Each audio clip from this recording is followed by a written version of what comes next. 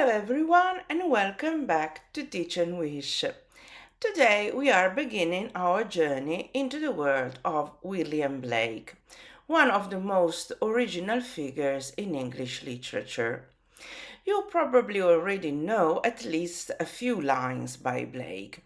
Perhaps you have come across The Tiger with its famous opening, Tiger, tiger, burning bright in the forests of the night. Or perhaps you remember The Lamb from school. These poems seem simple when we first read them.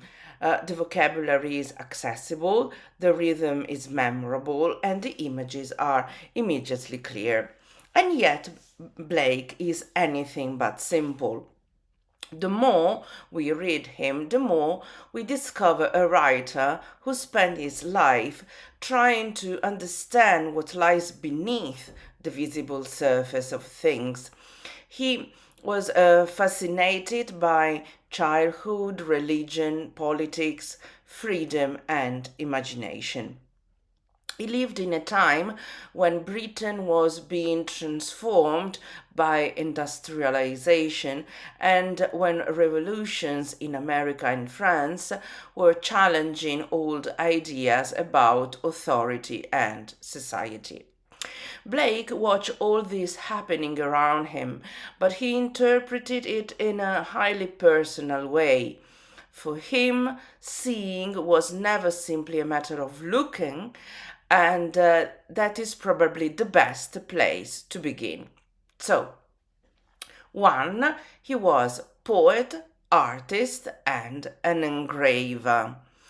William Blake was born in London in 1757 and died in London in 1827. We usually study him as one of the early Romantic poets, alongside writers such as Wordsworth and Coleridge, although Blake was such an individual figure that placing him neatly inside any literary movement can be misleading. He was a poet, but professionally he was also an engraver and a printmaker. He drew and painted, designed illustrations, and produced books in which words and pictures were conceived together. This matters when we read him. If you look at an original page from Songs of Innocence and of Experience, you do not simply find a poem with a picture added to make the page attractive. The words are surrounded by figures, plants, flames, branches, children, and animals. The visual design contributes to the meaning of the poem. During the 1780s, Blake developed the experimental printing process generally known as relief etching, which allowed him to produce the illuminated books for which he is now so famous. He wrote the words and designed the images himself, and individual copies could then be colored by hand. The result is something quite different from an ordinary printed book. When we read Blake today in a school anthology with a poem printed in black type on a white page, we are therefore seeing only part of the original work. Blake expected us to read with our eyes as well with our minds. This relationship between poetry and visual art will return throughout our lessons. Second point, was he a successful poet? Not in his lifetime. There is something rather striking about Blake's literary reputation. Today he is studied around the world. His poems appear in anthologies. His paintings hang in major galleries, and images such as the Ancient of Days have become instantly recognizable.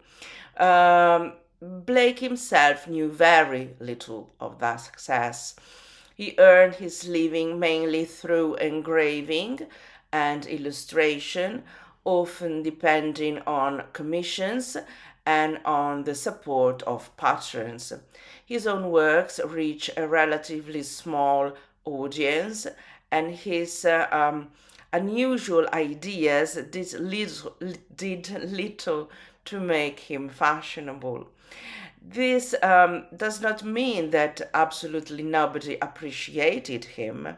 He had friends and supporters, and towards the end of his life, a younger group of artists gathered around him, but widespread recognition came later.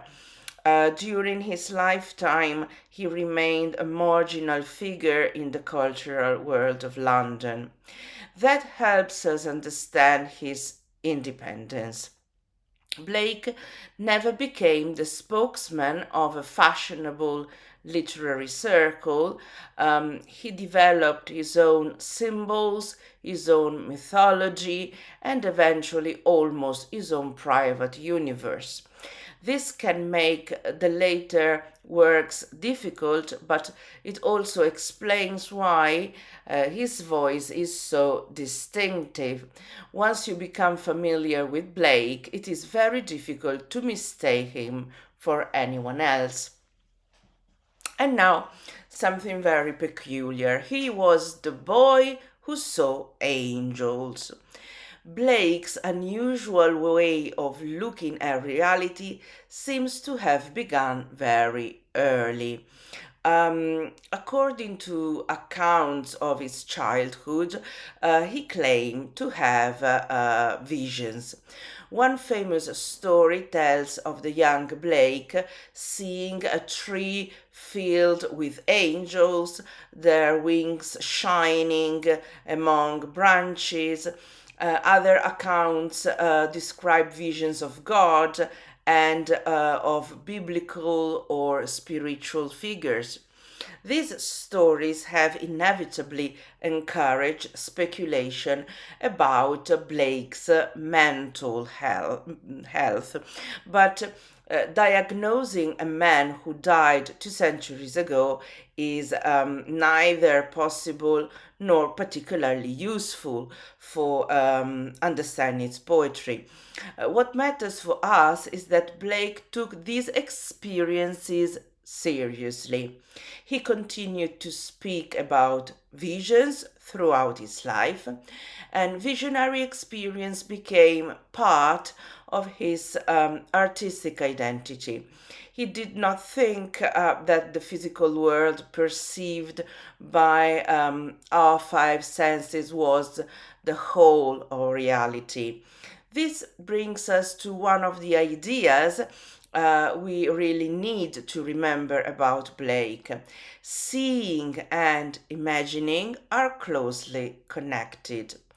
When Blake looked at a tree, he could see the same trunk, branches, and leaves that everybody else saw, but imagination allowed him to perceive something more. This does not mean that he confused imagination with casual fantasy. For Blake, imagination could reveal a deeper level of reality. Once we understand that, his poems begin to make much more sense. Another step, imagination and the way we see.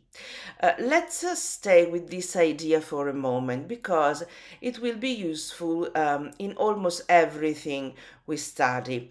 We normally use the word imagination for things that are not real. A child imagines a dragon. The dragon does not exist.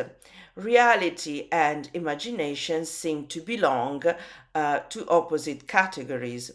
Blake understood imagination differently.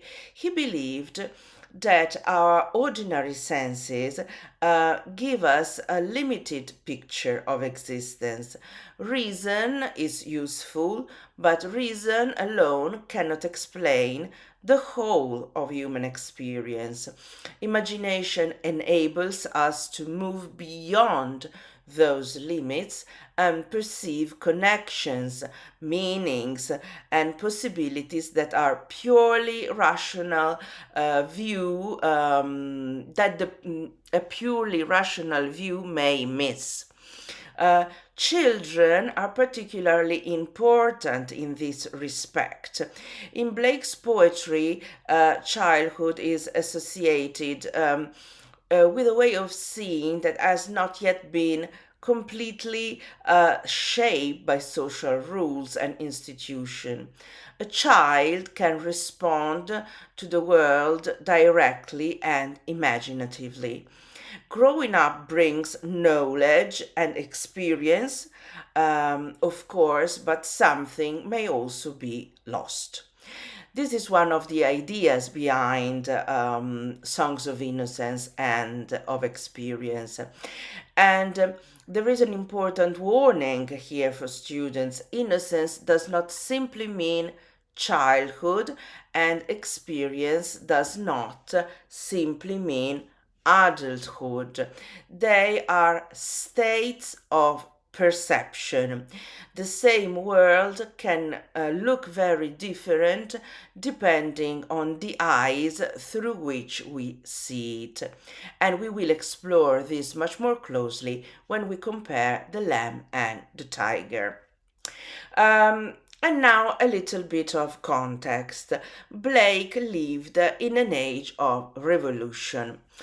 Blake's imagination was intensely personal, but his poetry was never cut off from the world around him.